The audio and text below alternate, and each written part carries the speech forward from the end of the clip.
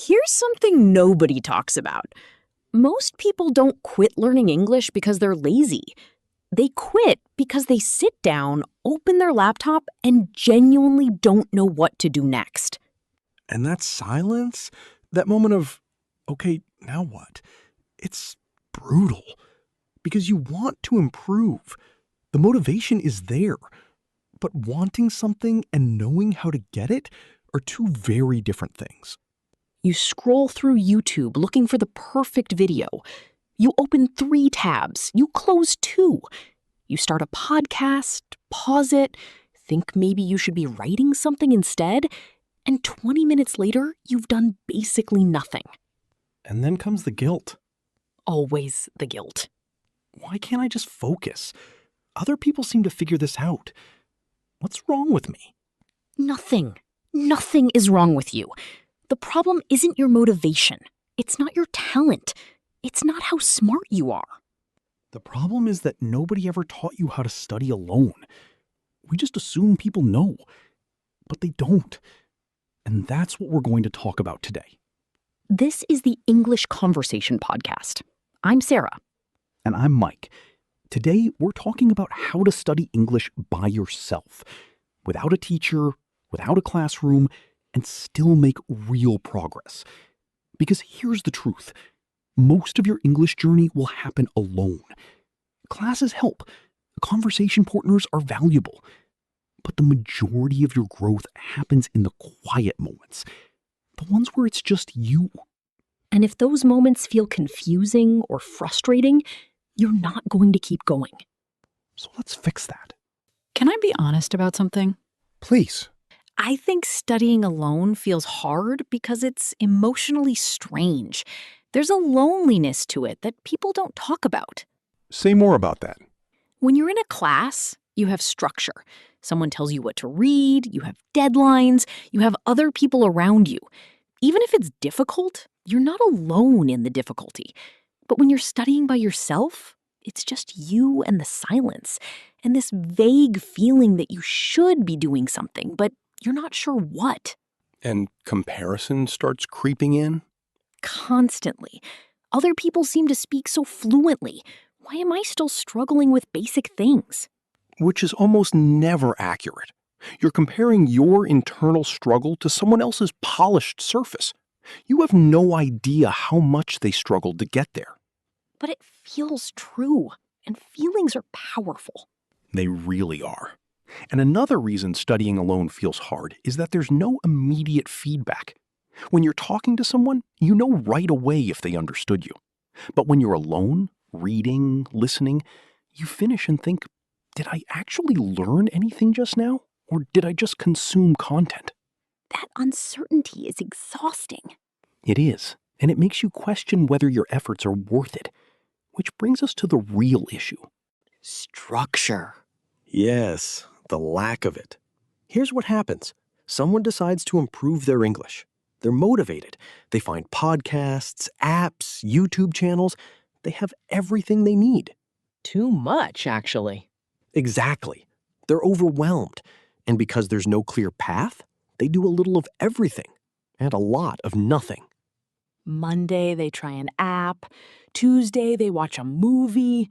Wednesday, they feel guilty and try to read something difficult. Thursday, they're burned out. By Friday, they think, I'm just not good at this. But that's not true. They're not bad at learning. They just don't have a system. And the solution isn't complicated. It's actually simple. You need a framework, something that tells you, this is what I'm doing, this is why, and this is when. Once you have that, everything changes. Not because it's magic, but because it removes the decision fatigue. It takes away the paralysis of, what should I do now? You sit down, you already know the plan, you just do it.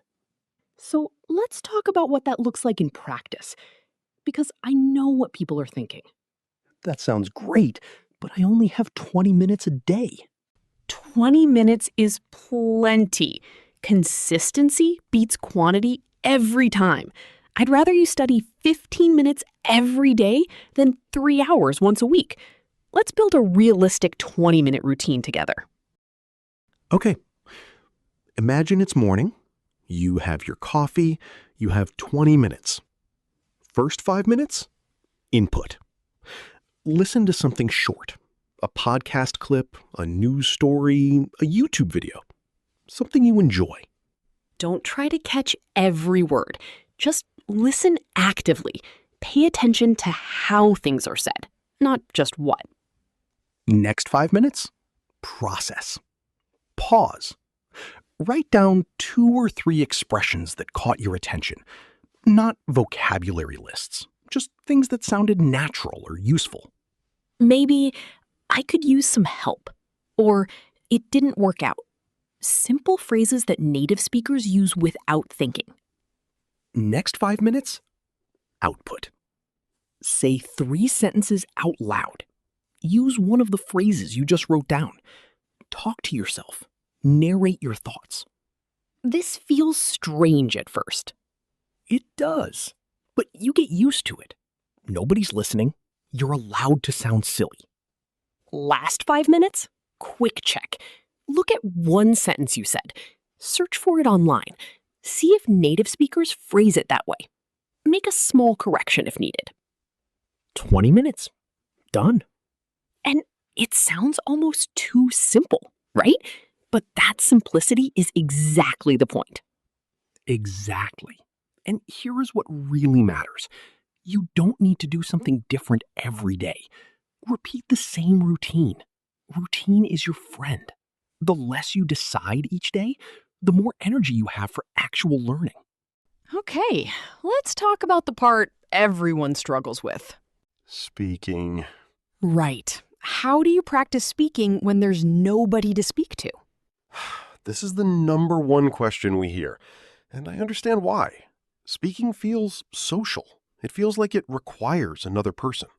But a huge part of speaking skill is actually internal, fluency in your own head, and you can build that alone.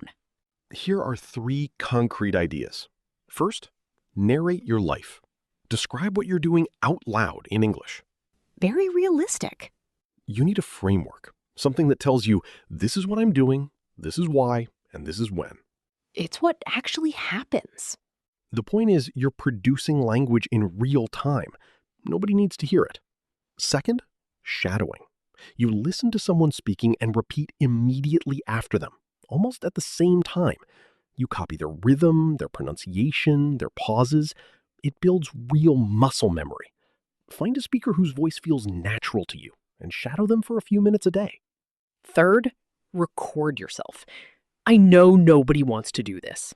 I still don't love hearing my own voice. Same. But there's no better way to notice your patterns. Record yourself for 1 minute. Talk about anything. Then listen back. You'll catch things you never notice while speaking. Compare your recording to the original audio you shadowed. You'll hear the differences clearly. It's uncomfortable, but incredibly useful. Now, feedback.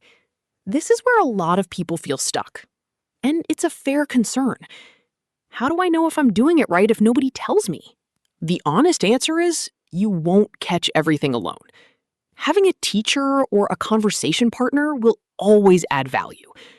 But, and this matters, you can still give yourself meaningful, useful feedback. Here are a few practical ways to do it. First, compare your output to native sources. If you wrote, "I have doubt about this," search that phrase. You'll find native speakers say, "I have doubts," or "I'm not sure." Small corrections like that add up. Second, test yourself later. Learn something today. Tomorrow, without looking, try to use it.